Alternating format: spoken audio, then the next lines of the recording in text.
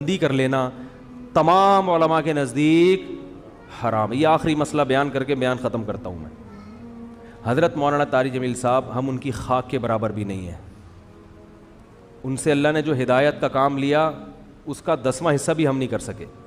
بہت بڑے بزرگ ہیں، لیکن کوئی کتنا بھی بڑا عالم ہو اس سے مسٹیک ہو سکتی ہے۔ حضرت سے یہ غلطی ہوئی ہے کہ انہوں نے ایک بھری محفل میں یہ بتایا کہ گاؤں میں ایک عورت کے 10 بچے تھے، تو میں نے اس عورت کو مشورہ دیا کہ آپریشن کر لو۔ چونکہ یہ ایک نجی مجلس میں بات ہوتی تو پھر تو میری کیا اوقات ان کے سامنے کہ میں ان کو غلطی پر تنبیہ کروں، میری تو کوئی اوقات نہیں ہے۔ لیکن چونکہ ایک بھری محفل میں بات ہوئی ہے اور ان کی ایک بڑی ویلیو ہے، اہمیت ہے، بہت سے لوگ ان کے اس تبصرے سے، بہت سی عورتیں وہ مس گائیڈ ہو سکتی ہیں اور وہ آپریشن کرا سکتی ہیں کہ بچہ آئندہ نہ ہو۔ تو حضرت سے یہ خطا ہوئی ہے اور ہر آدمی سے ہو سکتی ہے خطا۔ ہمیں بات وہ لینی ہے جو اللہ اس کے رسول کی ہے۔ بات آئیے سمجھ میں؟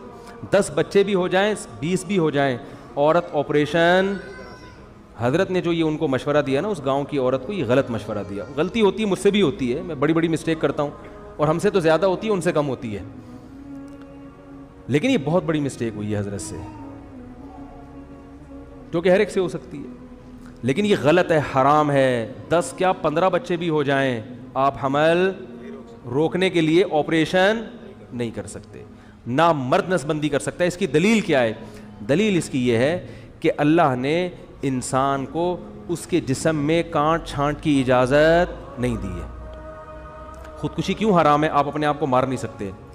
آنکھ پھوڑنا جائز ہے اپنی، کیونکہ آنکھ میں دیکھنے کی طاقت ہے، آپ کو یہ اجازت نہیں ہے کہ آپ اپنی آنکھ سے دیکھنے کی طاقت ختم کر دیں۔ کانوں میں اللہ نے سننے کی طاقت رکھی، آپ کان کی خودکشی نہیں کرا سکتے، یعنی جیسے اپنے آپ کو نہیں مار سکتے تو کسی عضو کو بھی نہیں مار سکتے آپ۔ بات آ رہی ہے سمجھ میں؟ تو اسی طرح یاد رکھو، عورت میں جو اللہ نے قوت تولید رکھی ہے، کوئی ایسا طریقہ اختیار کرنا کہ یہ سرے سے قوت ہی ختم ہو جائے، تو عورت نے اپنے اس عضو کو ناکارہ بنا دیا۔ تو جیسے آنکھ کو اندھا بننا جائز نہیں آپ کے لیے، ناک کاٹنا، کان کاٹنا جائز نہیں، تو اسی طرح عورت کے لیے قوت تولید ختم کرنا حرام ہے، کیونکہ یہ قرآن کے بالکل خلاف ہے۔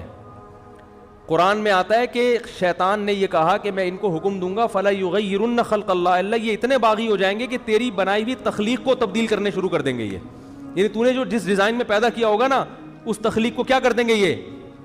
تو عورت میں اللہ نے تولید کی صلاحیت رکھی ہے، عورت وقتی طور پر حمل روکنے کی تدبیر اختیار کر سکتی ہے کسی ضرورت سے، جیسے صحابہ بھی کرتے تھے، لیکن قوت تولید کو کسی قیمت پہ ختم نہیں کر سکتی۔ یہ پھر اللہ کی بنائی ہوئی تخلیق کو کیا ہے، اور یہ سب کے نزدیک حرام۔ دیوبندی بھی علماء بھی حرام کہتے ہیں، بریلوی علماء بھی حرام کہتے ہیں، اہل حدیث بھی اس کو حرام کہتے ہیں، کہیں سے بھی فتویٰ لے لو، عرب علماء بھی حرام کہتے ہیں، عجم بھی حرام کہتے ہیں، جامع ازہر یونیورسٹی والے بھی اس کو حرام کہتے ہیں، جامعۃ الرشید والے بھی حرام کہتے ہیں اس کو، بریلوی حضرات کے جو بڑے بڑے مدارس ہیں وہاں سے فتویٰ لے لو، وہ بھی کہتے ہیں کہ مرد کے لیے نسبندی کرنا یا آپریشن کرانا حرام، عورت کے لیے آپریشن کرانا 20ویں بچے کے بعد بھی حرام ہے۔ کہیں بھی دنیا میں کسی بھی ادارے سے فتویٰ لے لو، سب کیا کہتے ہیں یہ کیا ہے، حرام ہے۔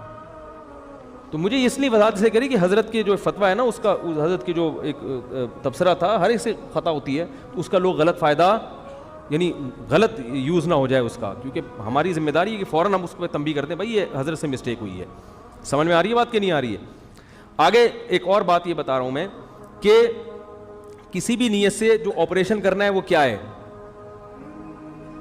سب کے نزدیک کیا ہے، حرام، کیونکہ یہ اللہ کی تخلیق کو بدل ڈالنا۔ مزید